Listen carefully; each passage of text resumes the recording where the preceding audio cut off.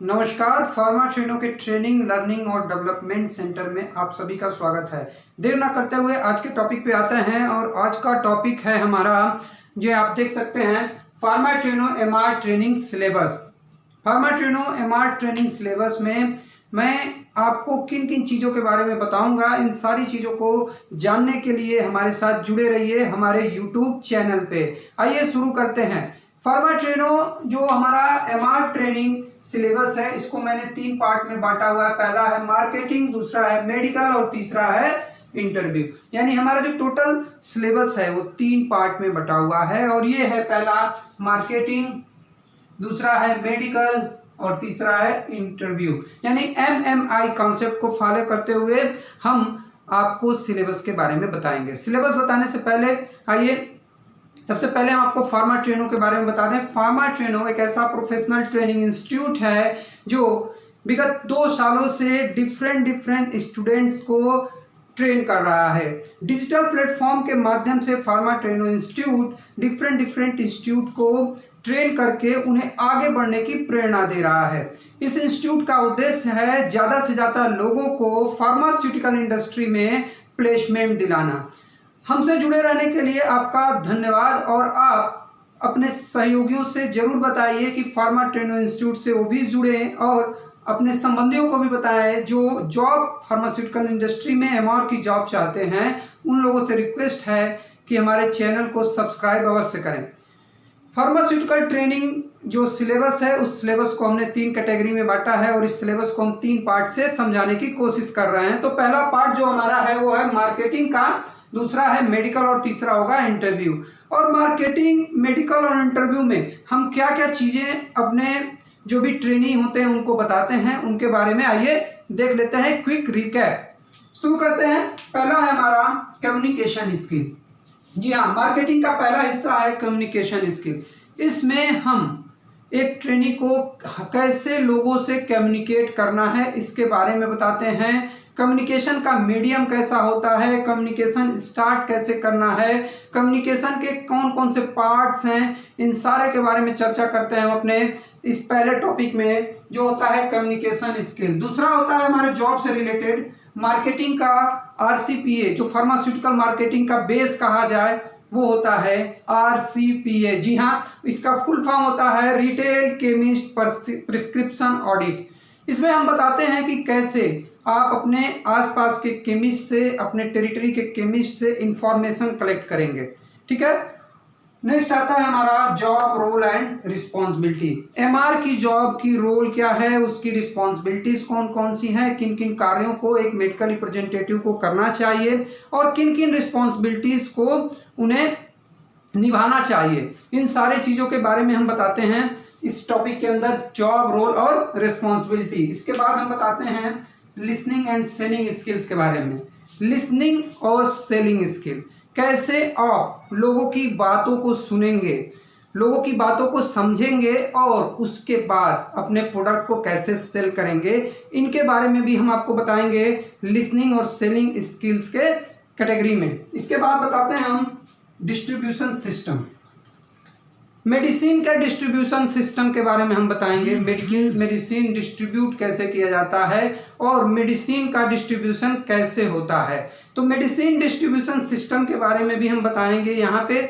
और इसमें हम आपको बताएंगे कि कैसे गुड्स कंपनी द्वारा प्रोड्यूस होता है और किन डिफरेंट चैनल्स के माध्यम से वो हमारे कस्टमर तक पहुंचता है और कस्टमर से हमारे पेशेंट तक पहुंच जाता है। ये सारी चीज़ों का चर्चा हम करते हैं इस टॉपिक के अंदर, डिस्ट्रीब्यूशन सिस्टम के अंदर। इसके बाद आता है हमारा ऑब्जेक्शन हैंडलिंग।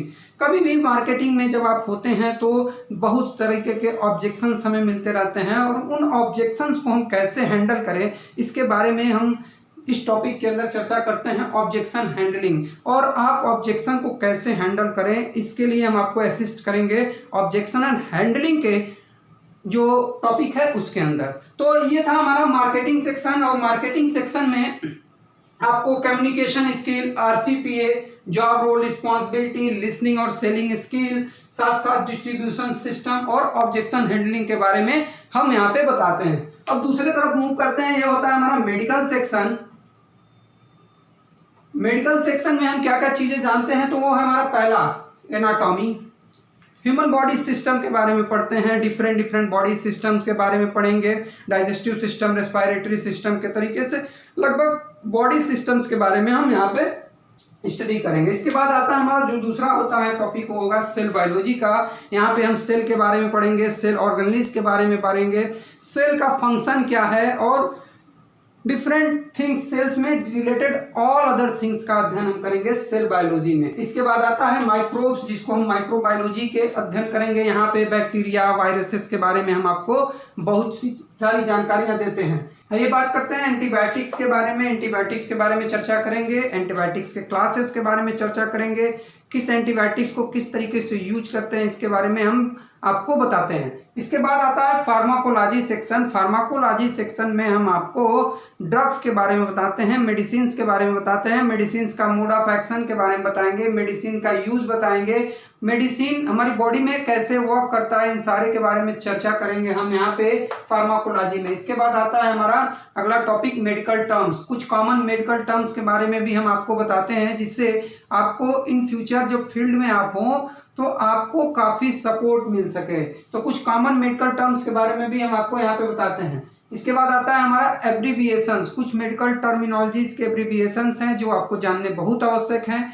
इन एब्रीविएशंस को भी हम समराइज करके आपके तक लेके आते हैं, ठीक है। इसके बाद आते हैं हम इंटरव्यू सेक्शन में, और इंटरव्यू सेक्शन में सबसे पहले हम आपको बताएंगे रिज्यूमे राइटिंग। रिज्यूमे राइटिंग आप कैसे करेंगे, रिज्यूमे में किन किन इंफॉर्मेशन को आप आवश्यक रूप से भरेंगे, किन किन इंफॉर्मेशन को आप ओमिट कर सकते हैं, इन सारी चीज़ों के बारे में हम आपको रिज्यूमे राइटिंग स्किल्स में बताएंगे। उसके बाद आता है हमारा इंटरव्यू स्किल। इंटरव्यू स्किल में हम आपको इंटरव्यू में कैसे आप अपने आप को प्रिपेयर करें, इन सारी चीज़ों के बारे में बताने वाले हैं। उसके बाद से आता है हमारा पर्सनालिटी डेवलपमेंट। पर्सनालिटी डेवलपमेंट का जो सेक्शन है इसमें हम आपके ग्रूमिंग, पर्सनल अपीयरेंस के बारे में बताएंगे, ठीक है। इसके बाद आता है इंटरव्यू के समय क्या करें क्या ना करें, dos and do nots. Interview के समय में क्या करें और क्या ना करें, इनके बारे में भी चर्चा हम आपको करते रहेंगे। इसके बाद आता है मॉक इंटरव्यू। मॉक इंटरव्यू में हम आपको एक मॉक इंटरव्यू में बैठाएंगे जहां पे आप अपने जो भी लर्निंग्स हैं उन लर्निंग्स को यूज करके इंटरव्यू को क्रैक करेंगे। ये हमारा प्रोसेस होता है मॉक इंटरव्यू का। इसके बाद आता है हमारा अगला प्रोसेस होता है सेल्फ एनालिसिस। सेल्फ एनालिसिस में क्या करना है, इंटरव्यू के बाद आप अपने आप का मूल्यांकन करते हैं कि हमने अपना इंटरव्यू कैसे सक्सेसफुली सबमिट किया है। तो इंटरव्यू को सही तरीके से करने के लिए सेल्फ एनालिसिस का बहुत ही ज़्यादा रोल होता है, और इन सेल्फ एनालिसिस स्किल्स के बारे में भी हम आपको बताएंगे। और लास्ट में हम आपको बताएंगे कॉन्फिडेंस बिल्डिंग, कैसे आप अपने अंदर कॉन्फिडेंस बिल्डअप करें जिससे आप लोगों के सामने वार्तालाप कर सके, अपने आप को एक्सप्रेस कर सके।